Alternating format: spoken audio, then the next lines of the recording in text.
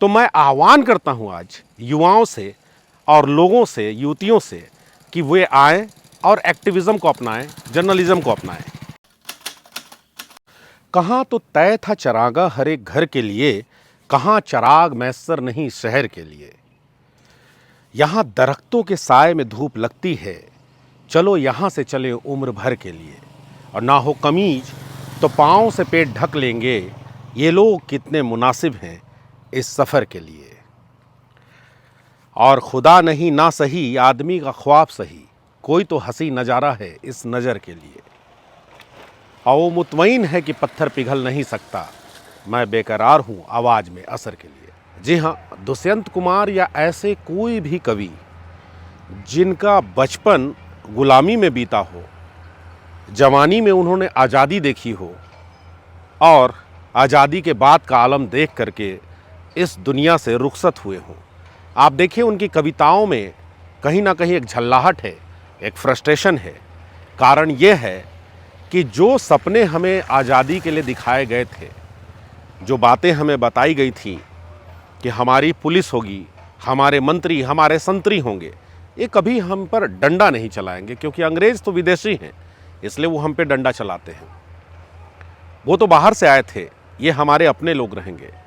हम अपने इन लोगों के आसरे में, यानी ये हमें दरख्त की तरह छांव देंगे, इनके छांव में अच्छे से रहेंगे, अपने देश में रहेंगे। लेकिन आप अपने आसपास देखें कि कहने को तो लोकशाही है, लोकतंत्र है, यानी जनता का, जनता के लिए और जनता के द्वारा, परंतु अभिव्यक्ति की स्वतंत्रता को यदि छोड़ दें और ऐसे कुछ अधिकार जो समय समय पर आपको भ्रम में डालने के लिए प्रदर्शित करते रहते हैं लोग। ये कौन लोग हैं? ये लोग हैं पावरफुल, शक्तिशाली लोग हैं, तो ये मुट्ठी भर, लेकिन ये हम पे शासन करते हैं। करप्ट लोग, पैसे वाले लोग, पावरफुल लोग। और ऐसा ये इसलिए करते हैं क्योंकि आज़ादी मिलने के बाद हम सब आराम से, इत्मीनान से बैठ गए कि अब तो अपने लोग हैं, ये हमारे लोग हैं, इन्हें चलाने दो राजपाट। और इसी बेफिक्री का नतीजा ये है कि आज हम इस जगह पे पहुंच गए हैं, इस मुकाम पे पहुंच गए हैं कि हम थाने का नाम लें तो हमें कोई राहत भरी खबर नहीं मिलती।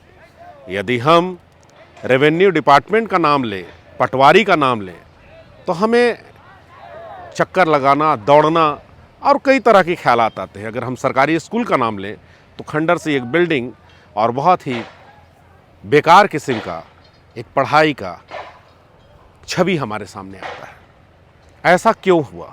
ऐसा इसलिए हुआ क्योंकि हम लोकतंत्र में, लोकशाही में आम आदमी रुचि लेना बंद कर दिए। आप हो सकता है मेरी बात से सहमत ना हो, लेकिन वो लोग सहमत नहीं होंगे जो मुट्ठी भर लोग हैं, जिनके पास रसूख है, पैसा है, पावर है, लेकिन लगभग 80 से 85% आबादी जो हर रोज़ संघर्ष में जीवन जी रही है, जिसके लिए ना थाना है, ना पुलिस है, ना पटवारी है, ना कलेक्टर है, ना एसपी है। ये सारे लोग काम करते हैं तो सिर्फ अभिजात्य वर्ग के लिए। आम आदमी, एक गरीब आदमी को अगर कुछ मिलता है तो इस लोकतंत्र में केवल तानाशाही, भर्राशाही, भ्रष्टाचार। बहरहाल चुनाव का ये समय है, लोकसभा चुनाव में, और मैं आपको सिर्फ बड़ी बड़ी बातें करके उलझाना नहीं चाहता। लोग सुनते भी नहीं हैं, वो बोर हो चुके हैं इन तरह की बातों को सुनने में। मैं चाहता हूं कि अब हम मिलकर कुछ सकारात्मक कार्य करें। देखिए, किसी एक के बस की बात नहीं है, कहीं ना कहीं आपको भागीदारी निभानी पड़ेगी, क्योंकि सार्वजनिक रूप से जो कुछ भी हो रहा है, अगर आप उसमें रुचि नहीं लेते हैं तो एक ना एक दिन आप भी प्रभावित होंगे। आप एक सपने में खोए रहते हैं कि आप भी एक दिन बड़े पैसे वाले बन जाएंगे, बड़े रुतबे वाले बन जाएंगे, जबकि सबके साथ ऐसा होगा नहीं। मुट्ठी भर लोग हैं जो शोषक हैं, जो शोषण करते हैं हमारा, और वो शोषण इसलिए करते हैं क्योंकि हम चुप रहते हैं। संविधान निर्माताओं ने सिस्टम तो बहुत अच्छा बनाया था कि यदि कोई पुलिस काम अच्छे से ना करे तो उसके ऊपर उसके अधिकारी हैं, यदि अधिकारी अच्छे से काम ना करे तो उसके ऊपर मंत्री हैं, अगर मंत्री अपना काम अच्छे से ना करे तो पत्रकार हैं, और उसके बाद जनता उन्हें सत्ता से हटा देगी। लेकिन ये सिस्टम वर्तमान में कैसा हो चुका है, अगर आप इसके घिनौने रूप को करीब से देखें तो आपको पता चलेगा कि ये मंत्री, संतरी, पत्रकार, अधिकारी सबको मैनेज कर लिया जाता है।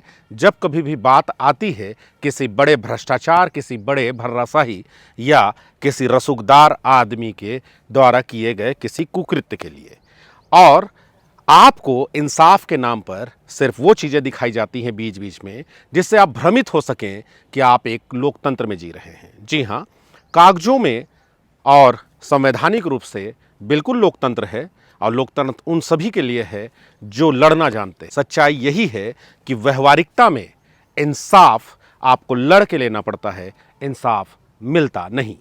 दरअसल हम भारतीय भरोसा करते हैं सुपर हीरो के ऊपर, यानी कोई एक ऐसा हीरो आए, किसी की एंट्री हो, कोई अवतार ले और ये सारी चीज़ों को सुधार दे, गरीबों का मसीहा हो।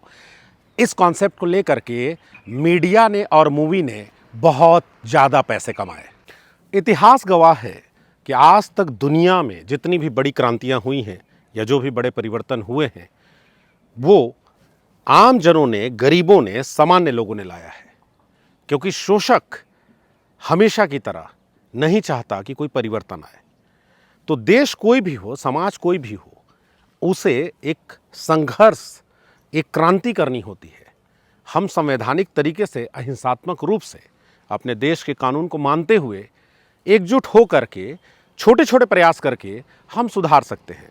देखिए, ग्रामीण क्षेत्रों में होता ये है कि यहाँ पर शिक्षा का अभाव होता है, और जो लोग हैं, मुट्ठी भर लोग, वो अधिकारियों के पास जाकर उनकी चापलूसी और चाटुकारिता करते हैं। जब अधिकारियों का ट्रांसफ़र होता है बाहर से, सरगुजा जैसे ज़िले में, तो पहले वो बहुत नाक भों सिकोड़ते हैं कि कहाँ इतने दूरस्थ क्षेत्र में मैं आ गया हूँ।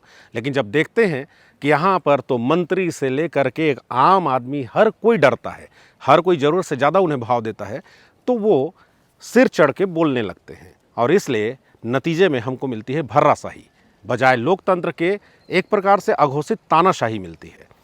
तो मैं आह्वान करता हूं आज युवाओं से और लोगों से, युवतियों से, कि वे आएँ और एक्टिविज़म को अपनाएं, जर्नलिज़म को अपनाएं। मेरा निवेदन है कि ज़्यादातर ऐसे लोग जिनके जीविकोपार्जन यानी सर्वाइवल का कोई और आर्थिक साधन मौजूद है, वो लोग आएँ।